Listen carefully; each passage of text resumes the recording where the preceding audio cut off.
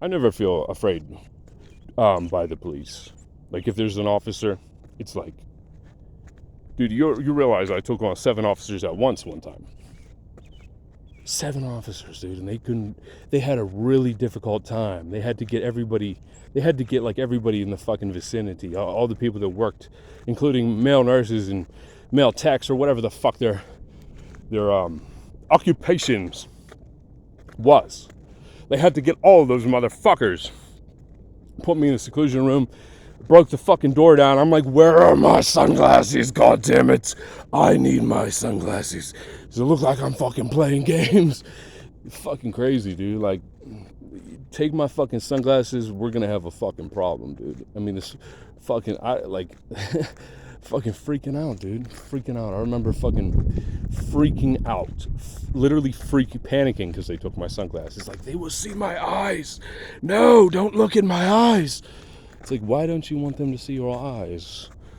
Why don't you want them to see your eyes, Governor? Why don't you want them to see your eyes? Well, it's because I honestly couldn't even fucking tell you. I just really don't want to be seen. I do want to be seen at the same time. I obviously do want to be seen. Look how I act. It's crying out for attention. But it's like, I don't want you to see me at the same time. It's like I'm doing a service for humanity and my ego is not involved. I'm just doing it. And I don't want you to fucking make a call to personality. Even though my ego can get big, it only gets big because of self-defensive purposes. You fucking insult me or attack me, do you think I'm just gonna turn a blind eye to it? I'm gonna fucking metaphorically beat the shit out of you with my fucking words in my mind and leave you stupefied all the goddamn time. And that's what I fucking do. So it's like, of course I'm gonna fucking defend myself. Fucking start pounding my chest, start acting like a fucking ape, like a fucking silverback gorilla. Of course, but my ego is not involved. Even if my ego seems like it's involved, it's like, dude, everything's under control. This situation is under control. Don't you see? Don't you fucking see? Everything's under control because my ego is controlled by the deepest aspect of myself. I like to refer to it as the controller. The controller is the aspect of myself that controls shit, controls all the contradictions, controls all the operations that go on in me. I call it the controller. The controller is this deep archetype, which I think it's like weird because if you do certain things, like if you stay up for a long period of time, or if you dance like continuously, that's why people would do war dances and shit, because they would like try to get themselves in altered states of consciousness. Sometimes you could use drugs to do that, but you could do anything to achieve that. Sleep deprivation will do it. Not eating and drinking will do it. But anyway, if you do that, it's like you unlock, it's like a video game. You unlock parts of yourself.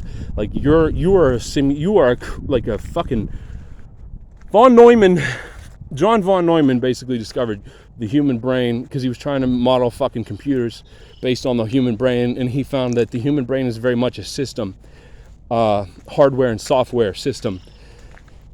And if you go to the deepest level of the simulation of your system, you unlock certain patterns of being, and it's like they come to you in the form of archetypes, like the devil. But the devil, what is the devil? Like, what's the devil? The devil is just, it's a part of you, basically, the deepest aspect of yourself. And the devil for me is like this deep aspect of myself which serves to basically, if my life is sincerely in danger, the devil comes out.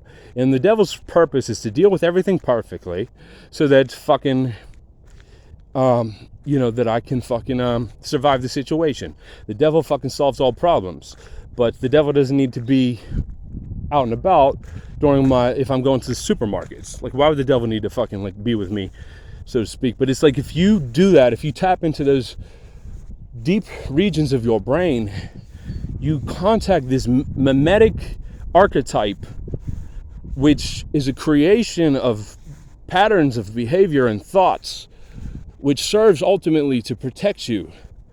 And if you unlock them by dissociating, and the more you dissociate, the more layers you peel until you are stuck with your deepest aspect of yourself. And the goal is to contact the Father and the Son and the Son and the Father. And what that means is you dissociate until you go to that deep aspect of yourself where you've been able to integrate it with your ego and your superego and your conscious thought and who you are. Because consciously I'm Marco, but my alter ego is the devil.